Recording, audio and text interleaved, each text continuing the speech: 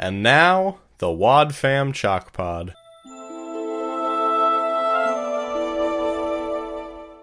Hello and welcome to the Wad Fam Chalk Pod. I'm Dylan Weaver. I'm Andrew Sabo. And we're back again this week talking about episode 498, exactly as planned. Oh boy. There's a lot.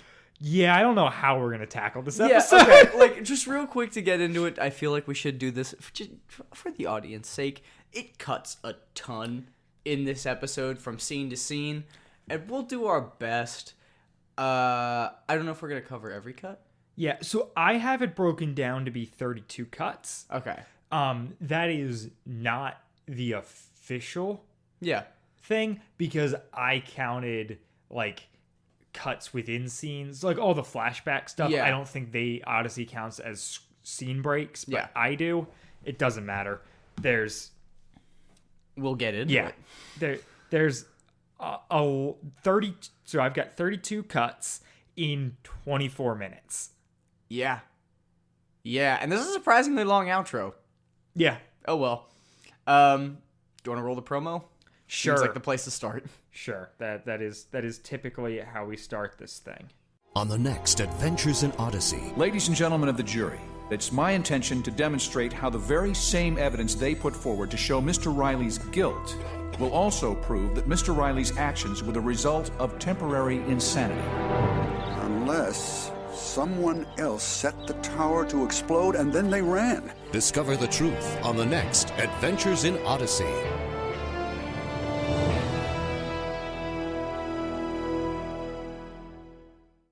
That was pretty good. Yeah, they finally decided to not have what's his name run wild. Yeah, that was much less jokey. Yeah, it was very similar to the ones that we got during Plan B. Yeah. Where it's super electric Sinister, guitar. We're yeah. playing clips from the episode. He just says a couple words at the beginning, a couple words at the end. Yeah, and then we get I really like the kind of legal drama vibe. Oh yeah, I got from the intro. It was interesting. I also like I don't know if they're intentionally setting it up, but they have the lawyer giving his opening statement, and then they have Wit saying unless someone else burned down the tower. And I don't know if they're trying to make it sound like it's happening together, but you can in the Wit scene hear the sounds of outdoors. Yeah. So, yeah. But I don't think it matters. I don't think so. It's a trailer. We got it, and it doesn't give away too much, so it's better than most trailers. Yeah.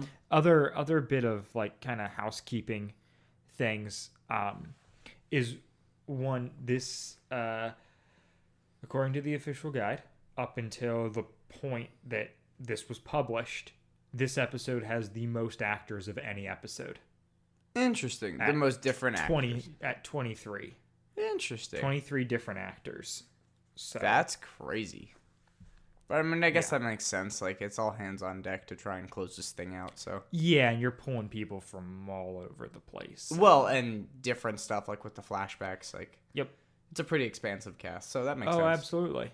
There's not a lot of jokey characters that you can just have somebody do the sound for. Yeah. Yeah. So basically, it starts with Aubrey praying. It cuts in kind of where the last episode was leaving off, that theme of interjection from the court situation with prayer, which is really cool.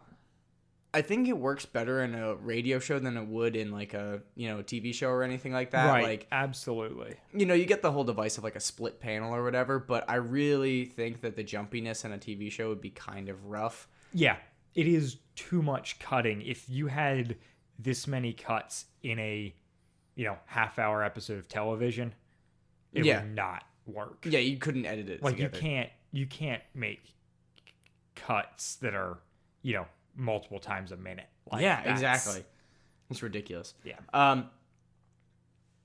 Yeah. So and this is really nice because Aubrey kind of starts off really hesitant and praying, and she's "Oh, hi God" and whatever, and then kind of by the end of it, she's coming into herself. She's speaking with confidence, and she's praying almost maturely, I would say. It's probably not worth mentioning, but it's nice to see her character arc kind of building to this point of now she's a Christian. Now she talks to God, and it's awkward at first, but she's finding her feet. And I don't think we hear much from her for the rest of the show. So yeah, unless we hear next episode, I don't remember. Right, but this is her last in this episode, which is nice. Yeah, and we get like a nice convention of we're probably a day after the previous one. My guess is something like that. But we get a good feel for just kind of recapping stuff. Yeah. So exactly. She prays for Cal, who's unconscious. Yeah. And Tom in the court case. It's a really good device. Those. Right, and it's a good way of setting it up. Not to get stupid and nitpicky, but the whole like concurrent timelines all throughout this episode and is gonna be bad. Right.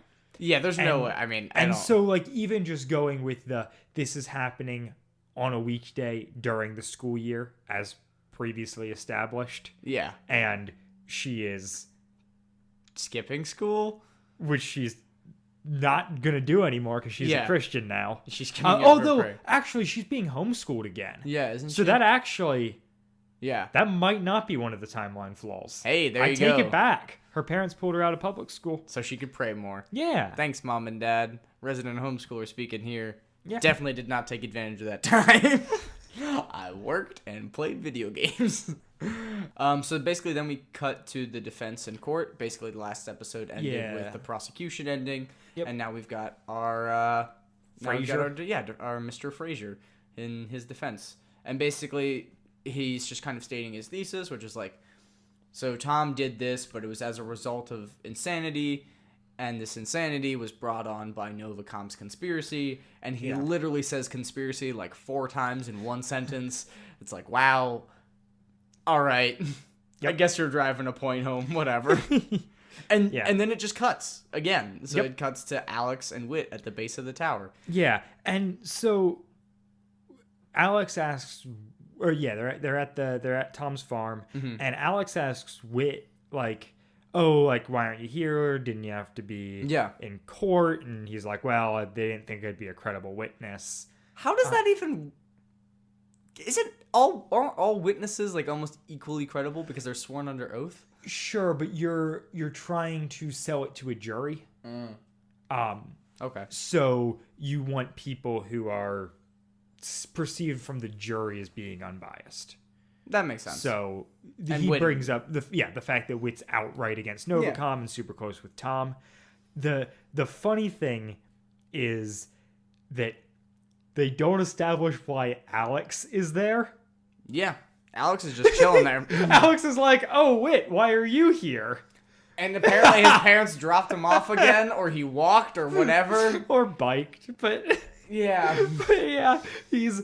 also presumably during a school day. Yo, he's just maxing, relaxing, like, I don't know.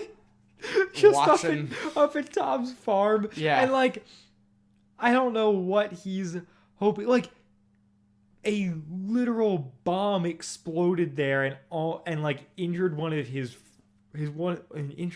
close friends, his cousin. Yeah. And his parents are just like, oh yeah. Sure. You can go back 2 days later or whatever. On a school date. Skip class and go hang out up there. Maybe Whit will drop by. Yeah, maybe. You'll be chaperoned. He's at the Timothy Center. Kinda, not really. Yeah. It's like saying I'm under the government's eyes if I'm on state game lands in the middle of nowhere. There's a game warden somewhere, maybe. Maybe. They've got cameras, kinda. Oh. Yeah. And then... Oh, you got something? For the sake of this congruency, I would say... I always, like, in my head, this was like a Saturday. Okay. But maybe that's not. But, well, court case, buddy. Yeah, it was a court case. Do court cases not happen on Saturdays? Weekdays. Oh. I didn't know that. Huh. Maybe some stuff happens on weekends, but... Like a trial for brainwashing an entire town? I don't think so. No. I think it's going to be weekdays. Yeah, so Alex you just get paid school. leave if you're on the jury. Like, yeah. That's fair. Yeah, so they cut back to the defense, and Mr. Dwight which is Jared's dad, who we Yeah. get in The Strange Boy in a Strange Land, Right. is telling basically the story that we found out there, which was he was working for Andromeda or Novacom, and then Andromeda. Yeah, and then he kind of figured out some of the stuff that they were doing, and then he told the FBI, and they just kind of snatched him up and threw him in the witness protection program. Yep. The two that your confusion with Novacom and Andromeda, totally understandable throughout this whole They're used pretty trial. much. They are used interchangeably. Yeah. Like, because there's a lot of talk about like Novacom's plan to take over the world, and also Andromeda board meetings. Yeah, well, Novacom is Andromeda's brand, pretty much, of what I understand. Like, Yeah, I if there's mean any they're a consistency. subsidiary, but Yeah. but they're maybe the main subsidiary. I'm not entirely sure. And so he says that this whole money laundering thing, and they're directing funds to illegally take over radio stations around the world. Yep. Is that illegal? If you're directing funds? That's what I was like. Are they directing funds to hire hitmen to take over these things? Yeah. Or are they just like bribing? buying them out? Because that's not illegal. I mean, if you're moving funds in a way that's like that could be illegal. It could just be one of those things where it's like, hey, I'll give you like $100,000 if you just go stand in that corner and don't say anything about what I'm broadcasting. Like, and then that way they don't have to, pay property tax or whatever. Yeah. I don't know. Yeah, it's I weird. suppose there could be something like that, but that doesn't seem very illegal. Yeah. It's weird, but I like the tie-in. Yeah, of course. Well, because then that. we didn't cover the episode, but there was a tower in, where was Costa Rica, Guatemala, Nicaragua, wherever the heck Jason was. Guatemala sounded the most correct out of those, but I don't know who I that's came it from either. Yeah, Guatemala, I'm pretty sure. Because it's also where the Eugene's package was sent to Yep. and then forwarded Yep. from, but the whole dumb thing with It's no. yeah, The answer is the no. missions board sending the We're wrong moving. place. And, yeah, it doesn't. Moving on. On. We cut to Connie praying, right? Yeah, just for like a real hot sec. She Yeah. says like 2 lines and then we cut again. And is that her only time talking this episode? I'm pretty sure it is, because she's referenced to later, but that is all. Yes. Thank goodness we had that. Yeah. Connie, still alive. And then it cuts back to Whit and Alex. And Whit is kind of like, all right, Alex, like, let me tell you what actually happened. Or tell me what actually happened. Yeah, or or whatever. like just recount all the events. Let's see Yeah. if the police and FBI who assumedly interviewed you missed anything. Yeah, like a man running away.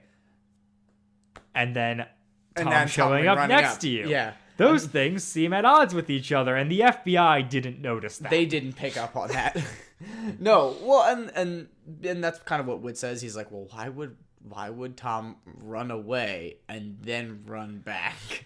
Yep. If he had set it to explode. Yep. And so they're like, let's go look around. Yep. And then we cut again. We are Yeah. 5 minutes in. And we've cut 5 times. Six Six times? times, technically. Yeah, But- and to Monica Stone testifying, right? Yep. Which is cool. Yeah. And they kind of preface it by saying, like, she's taking a big risk by being here. Yeah. She's incriminating herself in this, which is, like, Yeah. really cool character arc ending with her being like, screw you, Novacom. Like, oh, Novacom. Sorry. Yeah. And go for it. I kind of it hit me with her and more than anyone, I think, but I would be interested to hear the cross-examination for a lot of these people. Yeah. Like I want to hear what then the prosecuting attorney is saying to, poke holes in Monica's stuff, because it's basically Exactly. just presented as all this stuff is perfect. And I guess the prosecuting attorney is not actually Novacom, No. because this is not a case against Novacom. It's just Harnell. It's right. It's just Harnell, but it's just the state. Yeah. Yeah. Which brings me to another point. None of this stuff is relevant.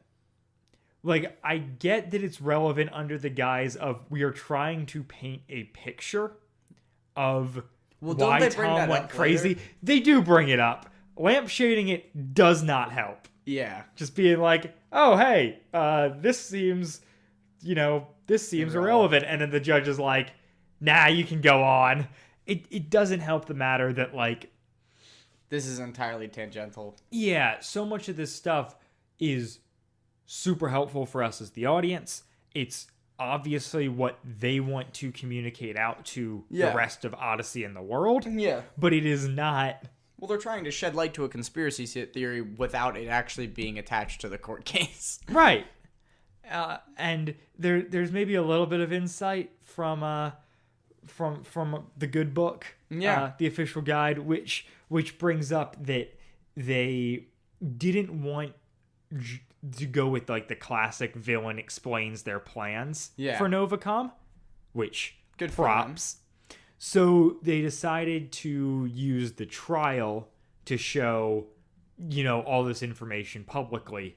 It's loosely based on a movie called Conspiracy that came out in 2001, which is about the Nazis' plans during World War II being revealed during court cases. Yo. The weird thing with that is that it's 2001. Yeah. And this is airing in 2002. Yeah. And it's being recorded before that. Yes.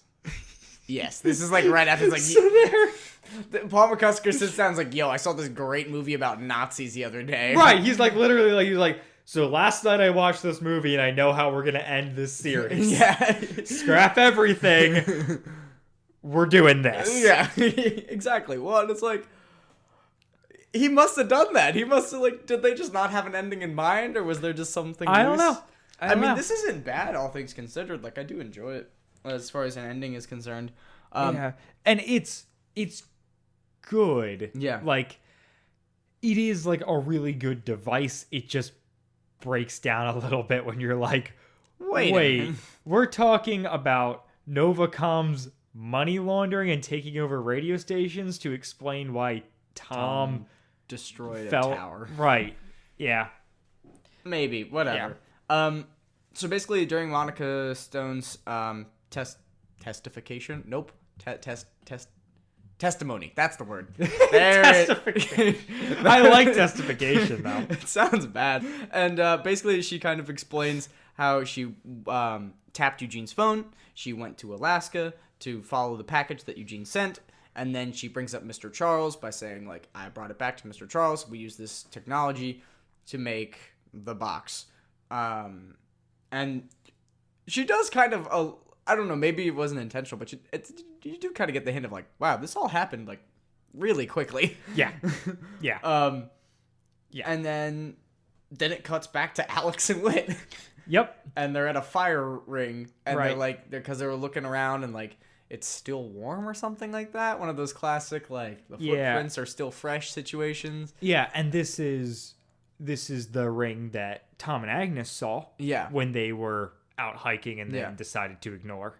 That's interesting. I actually didn't make that connection. Thank you. Thanks. That's Dylan. what I'm here for. And then they see a blanket, and Whit recognizes it as one of the ones that they have at the cabins at the Timothy Center. Of course he knows. Yeah. Because he's Sherlock Holmes. Yeah. And he does have the mustache for it. But he definitely doesn't smoke. No. Yep. And then it cuts to Jack praying. Yeah. Because that's happening, which is really nice. It's nice to hear from Jack. Yeah. It's interesting because they're not cutting back and forth consistently from, like, courtroom to prayer, courtroom to prayer. Right. It's like courtroom to Whit to courtroom to Whit to prayer to courtroom. Right. Yeah, it's all over the place. And then and the one thing I like about Jack's prayer here is just him, being thankful that Mitch is alive. Yeah, he does kind of like such a good. Mitch is actually alive. Yeah, which is a nice subtle transition, and then it transitions to the courtroom. Because we've established previously that Jack and Joanne know Mitch. Yeah, they get along. Didn't they help set up Mitch and Connie? Yeah. Because Eugene and Katrina, didn't they? Didn't maybe? They? Yeah, probably. Yes. I'm going to say with confidence, even though I don't actually know that they did. Okay. Because there was something. Always state stuff with confidence. Yo, Katrina, didn't she work at the antique show or the antique store? I honestly don't know. This is one of the episodes that I have. Oh, see that period, like the beginnings of That Eugene. has the Pokenberry Falls episode. That album does. Oh, see, I know that because I have the Christmas Classics album. But the stuff I'm maybe least familiar with in Odyssey is a lot of that, like, early Eugene and Katrina relationship. Yo, they're a going lot on a of game show.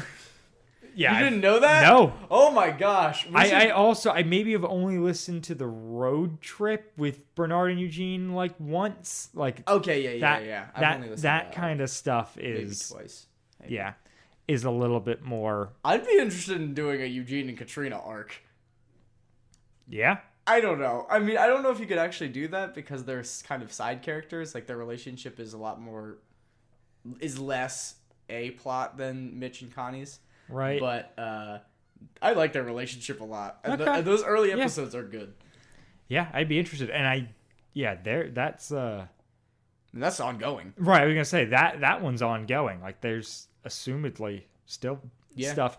And then so we cut to the defense, and Mitch is testifying. He's talking about what he was doing as Arum, and basically Project Think Tank is mind control. And then it's kind of alluded that Duncan Mathis, who is the guy in the wheelchair, who is also Monica Stone's brother, has already testified. Yeah, which I like. So they know that that these effects don't last. And then he brings up the board meeting minutes, which is like the Greasley chips, the bird houses, the fizzy cola, and then was it Claremont? And then the launch date. The idea of that comes up as well. there's a jump back to talk to there's a the Dr. McKinley. I guess it's a flashback, right? Yeah, there's a flashback where he's talking about that stuff, and then they like vote for that kind of ends with them voting for the mind control. My only weird note about Dr. McKinley is that he sounds exactly like Kevin Colburn. Yeah, exactly like Kevin Colburn. I honestly thought that he was in the scene. Yeah. I was like, he works for Novacom. That makes sense. It was weird. And then we jump out of the flashback, and Mitch is like, well, we have the important thing that it's ended with from the flashback is Mr. Shanks voted no. Yeah, that's what I was going to say. That's what you're going to say. Literally what I was right going to say. Is we jump out of that flashback, and Mitch states that Armitage voted against mind control and paid with his life. Yee. So they're really milking that one death in Odyssey thing. Yeah, are we supposed to believe that was the first mention of mind control to the board? I mean, I wouldn't be surprised. It was just like Charles just kept this under wraps. My guess is, this is him bringing it to the board. But then also, like, who are these other board members where Armitage is the only one who votes against it?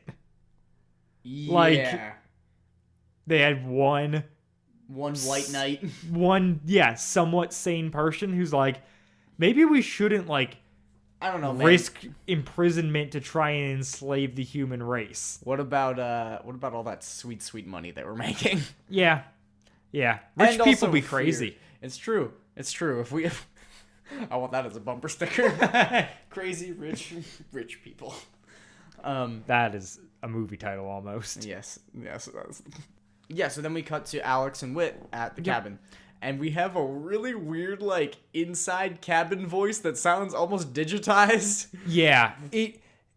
My initial thought was someone has a bug in the cabin and they're listening to it. Yeah.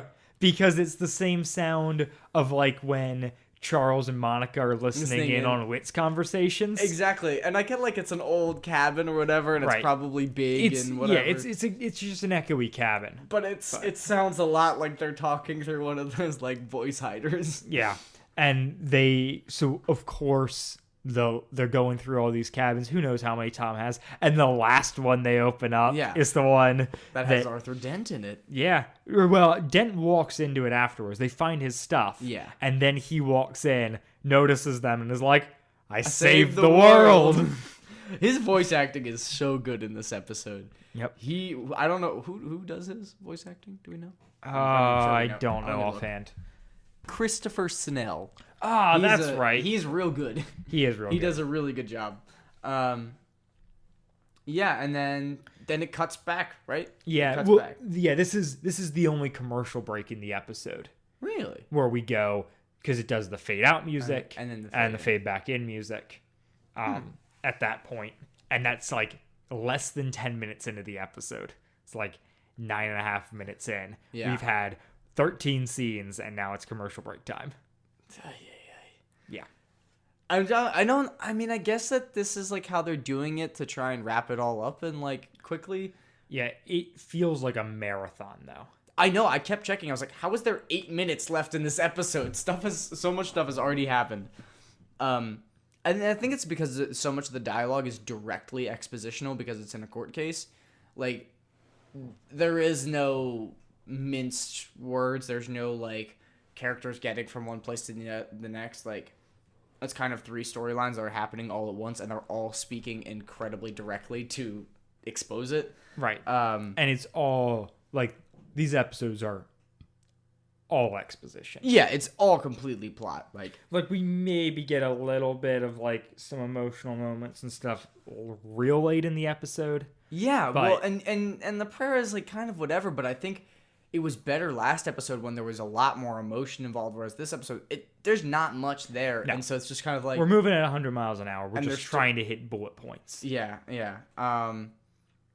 Speaking of bullet points, yeah, and so basically, it cuts to the defense, and then This is where the prosecuting attorney finally jumps in and throws out an objection. yeah, The judge overrules, yep.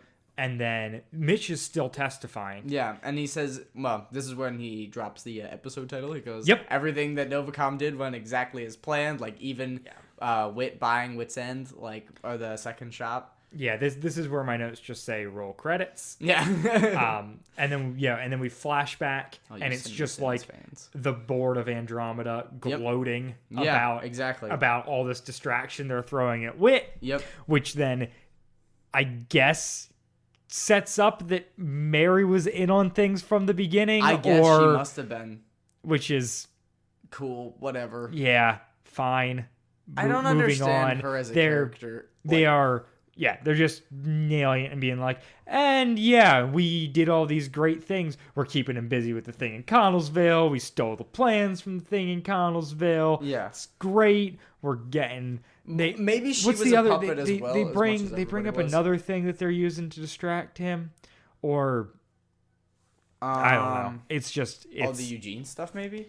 yeah. I forget. They're talking about other stuff that's like leaving him preoccupied. Yeah. I think more than just the store, but they're, yeah, Yeah, and then they kind of truly evil. the science comes up and they're kind of like, hey, these effects don't last, and he's like, I don't care, as soon as we hit our launch date, we won't need boxes.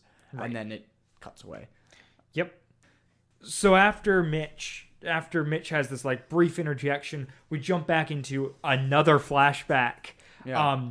And this is they're talking about it's the board again, and they're talking about how they learned a lot from their mistakes in Odenton. Yes. Oh, yes. Which you just said that everything has gone exactly as planned, and now you're talking about mistakes. Which is it? Like, those are different things. I Did would you say that plan for mistakes? Well, the Odenton bug was a little bit earlier on. And so basically, the Odenton bug was them trying to apply the technology while it was broken straight from without the boxes.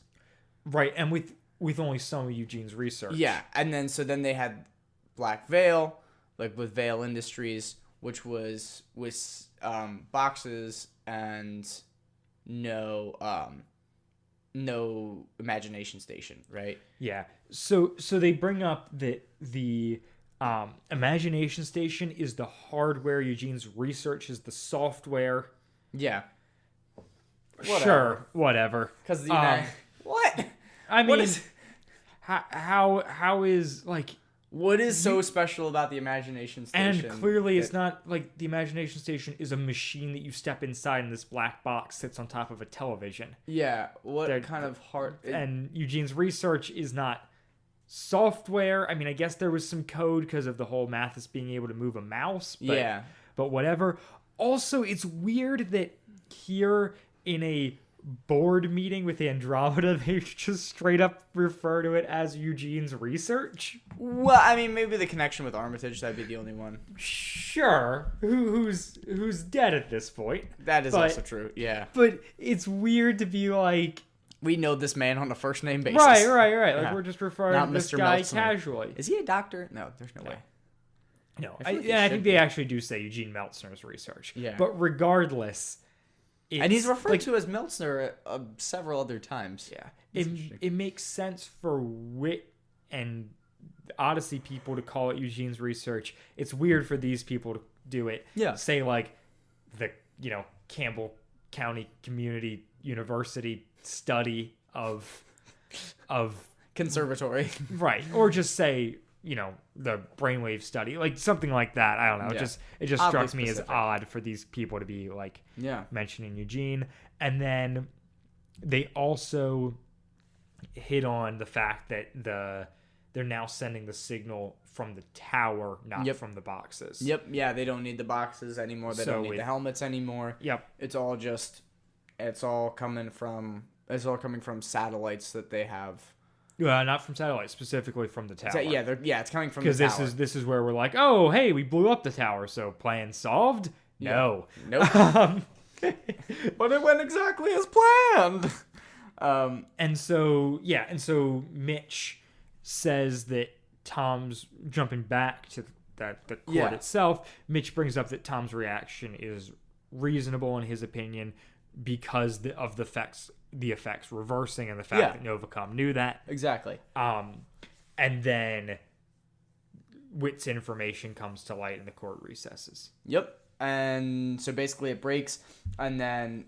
whispering, really good. Yeah, the whispering was like... It's like, okay, somebody like... I don't know. And so then they break, and then they kind of go into like a back room, I guess, and Wit brings Arthur Dent. Arthur right away is like, I blew up the tower! And I'm like, oh, okay, that's cool. And he's like, yo, this is kind of Wit's like White Knight, Gandalf coming in the Battle of Helm's Deep, like, I have all of the evidence, and I know exactly what happened, because I'm John Avery Whitaker, and I can do that. Yeah, and he is, and he can. And then it cuts to a news report. Right.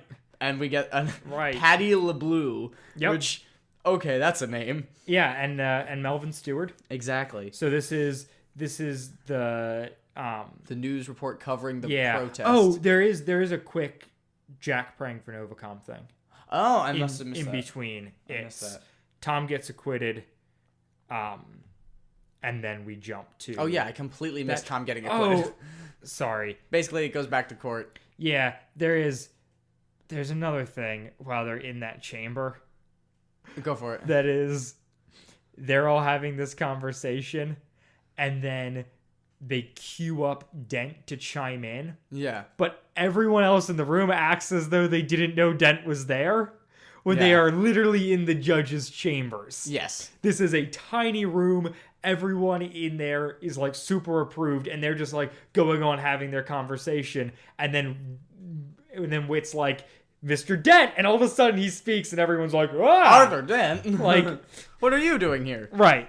I thought you were just a crazy man. Yeah. I mean, maybe he was unrecognizable. I don't know. But... Yeah. Also, the judge sounds like Monica. Yep. But is not played by the same actress. By no means. Just a weird thing. So Jack prays for Novacom, which is great. Yeah. Him just being like, praying for the enemy, and which is, I liked it a lot. It's very nuanced. Good for you, focus on the family. Yeah. Let's do more of that. Yeah. A little bit less God smiting our enemies bit. Yeah. Yeah. Yeah. And so and then it cuts to the said news report with correspondent Patty LeBlue, and it's a protest at the Novacom building, or is it outside the court building? I think it's outside the court building. Yeah, but then they weirdly enough. allude to it later that they're going to go to Novacom or something like that. Yeah. And we get some fake testimonials. They talk about starting a bonfire with Nova boxes. How you gonna burn them? You just hate the environment. Yeah, that's fair. Whatever. I guess it's the classic book burning town. Yeah. Angry mob, pitchforks, whatever. And then you do get a great testimonial where the guy's talking about his daughter who was using the Nova box for math, and now she hardly knows how to add 2 plus 2. And he goes, we should destroy Novacom. Destroy Novacom! Destroy Novacom! And then people start chanting because they're angry mob and this is Frankenstein. Yep. And I'm getting some very actually Beauty and the Beast vibes with kill the beast. Oh, kill the beast. And then it cuts to the FBI showing up at the Novacom building after Mr. Charles is kind of oh, things are going bad. Hold my calls. And he's like, how long should I hold them? He's like, indefinitely. And he's where are you going? I'm going out the back door. This is Thomas the secretary. Exactly. Everyone's favorite male secretary in Odyssey. So great. Real big fan. You breaking gender rules one episode at a time. And he gets abandoned by Mr. Charles. And then the FBI storms in. And Jason and Mitch kind of come in and they're superhero mode. Mr. Borland. Jason Borland. What's his name? What's his first name? Robert Borland? Nope. Peter. That's Robert Mitchell. Peter Borland. Yep, that's it. I'm wrong. I'm sorry. No worries. Mr. Borland says... I'm just going to go with Mr. Borland. Mr. Borland says, Jason and Mitch, are you going to help me out?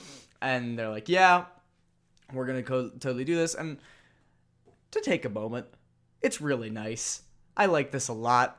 We get to see spy Jason, and we get to see Mitch kind of uncaged. Yep. And they kind of go at it and kind of Avengers style. We all team up to beat the bad guys situation. Yeah, it is. It is very Avengers style. Why Jason and Mitch need to be there, I'm not sure. Nope. But why they are there, because Borland's are you guys gonna help or are you just gonna watch?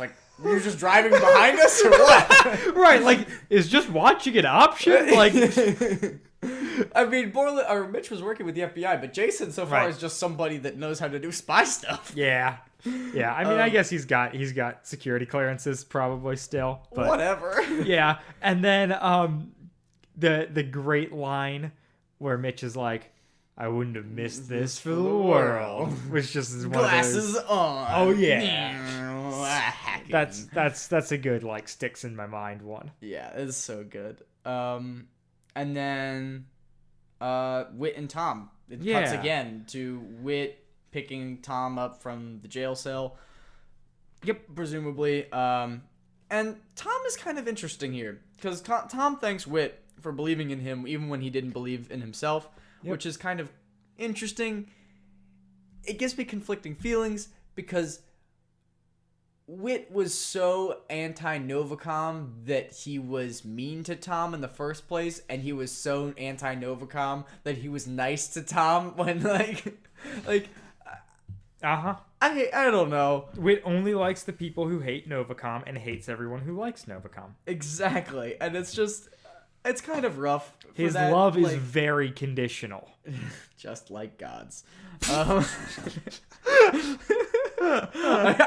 thought you were intentionally setting me up for that. It was not, but I'm glad I did. And then Tom is like, oh yeah, now that I think about it, I do remember seeing somebody near the tower. And then he kind of mentions in passing, I want to go see Cal. Because Cal's in the hospital. And then he says something he's foolish but brave. Yeah. He's a very brave guy for climbing up that tower. He's foolish but brave. Yeah. It's oh, Tom. Yeah. You're too good for this. Yeah. You're too good for this universe. What? I said also don't encourage him. No. Don't do that. Yeah. Definitely illegal. And then it cuts back to the FBI at Novacom, right? Yep. Yeah, FBI are at Novacom with Jason and Mitch. Mm-hmm. In my notes, the FBI Plus. Yeah. And they are combing through Novacom's records. and there's just all these references to the launch. Is it launch day or launch date? Date. I'm pretty sure it's launch date. Okay. I went back and forth like 3 times because it is not clear in the audio. That's fair. I can respect that. I think I just kind of assumed that it was launch date, and then it just kind of, Right. auto-completed. Right. And then they are looking... Yeah, so then Borland goes to... They're talking... They're, like, coming through the records looking for the launch date, and then Borland's like, I'm going to go to talk to Dent about it, see if he knows anything about the launch date. And Jason goes with him. Yeah. And this is when we... Of course. Jason's allowed in interrogations. That's fine. He's got security clearances. He can do anything. He's got a son. So they go visit Dent, who's in jail. Yeah. As a result of coming forward and saying that he saved the world. Yeah, exactly. And he's repeating that over and over. And it's really good, like, voice acting, like, kind of, like, eerily, like, it's like, it doesn't even matter because I saved him. I did it. Yeah. And I followed their plans. So they're talking about he's talking about how their towers, how Novacom's got towers all over the world. Exactly. And yeah. Borland is caught off guard by this knowledge. Like, how do they have towers everywhere? He should not be caught off guard by this knowledge. No, he's the FBI. Well, he's the FBI, but literally this is what Jared's dad said in the testified about. Like, he was put into witness protection because he found out this information. Yep. Why? And he works with Mitch. I don't know. Like, the FBI put him into witness protection because he came out and said that Novacom is buying all these towers around the world, and now Dent hits on that again, and Borland is surprised, and it... Oh boy. It's all right. We just have to pretend to be suspended. If he pretends to be suspended, then we're good. Yeah, and so we've got Dent talking about they're going to upload that technology from the tower in Novacom to satellites to towers around the world. So it can be broadcast. That's not how that really, works. Really dumb. But I realized the only reason Jason is in this scene is so that he can be like, oh yeah, I saw this stuff elsewhere, both in Alaska and in Guatemala. We're just gonna stand by it. Yeah, call us out on Twitter, please, if we are wrong. Please, yes, or email us. We've also had communication that way. Yeah, but I mean, Twitter's preferable.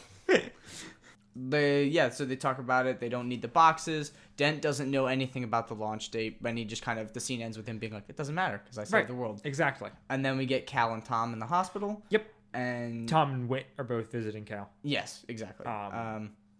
And Cal tells them that there was nothing in the tower, which we found out like 2 episodes ago. No, this is the first we actually hear this. Are you serious? Because he is up in the tower. Oh yeah, because he was unconscious afterwards. And, right, he's up in the tower and he's... Doesn't he say it? He starts to. He says like over the walkie to Alex. Yeah. Like he starts to be like, hey Alex, and then that's when Tom shows up. Oh. So listening to it again, you can be like, oh, he's realizing that there's nothing up there. That makes sense. But at the time, we don't know that. And so this is a big deal. Because there was nothing in the tower. It was a decoy tower. So they didn't actually stop Novacom. This is really important. And then we cut again. Why didn't Cal tell the police? Wasn't he unconscious? Sure. But if Tom and Whit are there and he's not unconscious, he's clearly been not unconscious long enough to... Like, it's a small town. He wasn't interviewed by the police. He's just a kid. But that's important information. Yes, it is important information. Like, they totally should have interviewed him as soon as he was awake, but even before his parents saw him. Right, that's like as soon as this guy is awake, we need to get all the information because he was on a tower that blew up and we don't know who blew it up. Yeah. Yeah, he would know. That man would know. Yeah. And then we cut to the FBI. In a great scene. And then he's like, where's Mitch? And he's like, I think he left to see his girlfriend or something. And he's like, he's in the witness protection program. What is he doing? Yeah. And then Jason gets on the phone with Borland and tells them that about the decoy tower. Jason's Wit calls Jason. Jason relays to Borland. Yes. Hey, the tower's a decoy. Yeah, and so therefore the launch date can still happen. So this technology that can infect the whole world can still happen because they weren't actually thwarted. Yep. Yeah. So we go to Tom and Wit, and they're back at the old tower site again, because apparently if you just go back to where the thing blew up, then you just find all the answers. Right. And so they're standing there. Oh, sorry. How can they see that far? Because in my head they were like on top of the tower, but the tower got blown up.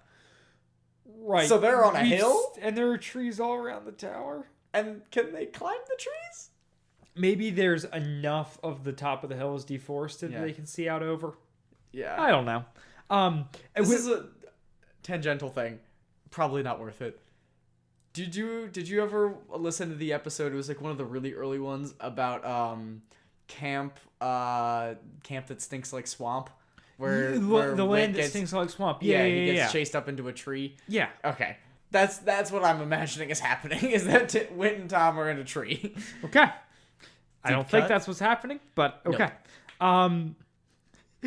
This is where Wit hypothesizes that they had to change towers after attention was drawn to the one on Tom's property. Yeah. Why? There wasn't that much attention drawn to the one on Tom's property. No, not at all. Also, if that was they wanted the one on Tom's property way back first episode because it was the ideal location, but apparently they can just put this tower anywhere. So why'd they put the one on Tom's hill to begin with? It's all just kind of hodgepodge. And they wanted, it's one of those things where it's we needed to have a MacGuffin and build out this climax in a way that was interesting and of course, and everything, and it's fine, but it breaks down. If you look at it really closely, it definitely is incredibly illogical. And so they're basically up somewhere really high looking around, and Wit's all the satellite dishes point to this tower. Right. So therefore, it must be somewhere around here. Did they just go to all the satellite dishes? And, did they go to the ones beyond the tower? Were they pointing backwards? He mentions that when Cal and Alex were investigating things, they noticed they were all pointed that direction. Sure. So if Odyssey is on the far left and the tower is in the middle, or the tower is on the right of Odyssey, Tom's area is on the outskirts of the town.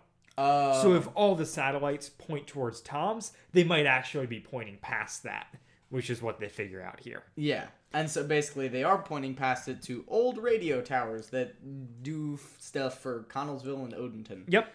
Those towers are on Forest Mountain. What a name. Forest Mountain, guys. Really just glossing over that. We got to name it something. Forest Mountain. We got to name this lake. Trickle Lake. Cool. Moving on. Yep. Moving on. And so we've got, it's in the middle. It's one of these towers, the classic, finding a needle in a pile of needles. Exactly. Move where they're just we can just hide this tower and other things. Brilliant. Why didn't you do that from the beginning? Don't know. And then Jason and Borland are together, basically, and they decode something? How do they figure it out? Yeah,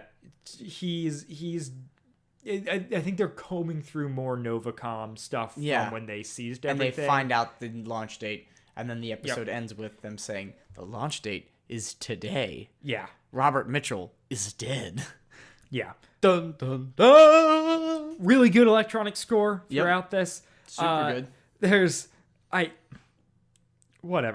a weird Chris. Actually, is it Mitch in that scene, or I think it's Jason and Borland. I think it's Jason. I have Jason and Borland because Mitch is still with Connie because he just ditched. because Borland has a line where he says he picked a fine time to go courting. He says he picked a fine time to go. I know this. Courting. Why did I not write the? Oh my gosh. Why? Of all the times to use the word courting, you picked that one. Right. They talk about dates. Yeah. Throughout the series. He says it hits his girlfriend. Yeah. They say it earlier. Right. What a fine time to go courting. Thank you, Focus on the Family, for reminding us that it's actually 1890. Why is it Women courting? can't vote. Why is it courting? Oh, well. Why is it courting? Thank goodness. And then we get a Chris wrap-up where she talks about prayer, getting people through, and then... Okay. I'm gonna get on a soapbox real quick before we end the episode. Do it. I have a problem. Andrew. I have a problem. So basically, they were talking. She basically makes the point that like, if you're going through a hard time, the missing ingredient is prayer, and like that is right, and that is totally cool, and I am all for that. Prayer is good. As a Christian, like the Bible talks about prayer a lot. Prayer is very, very important. But Big fan of prayer. Yeah, I think that the mistake that is made here is that if you pray, God's gonna blow up your enemies. Ooh.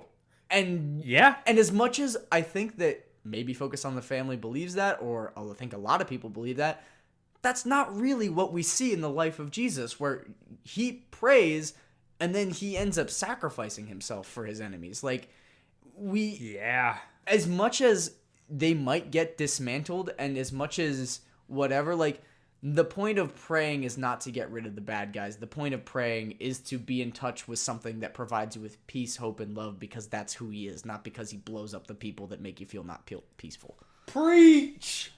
Soapbox removed. I'm getting down.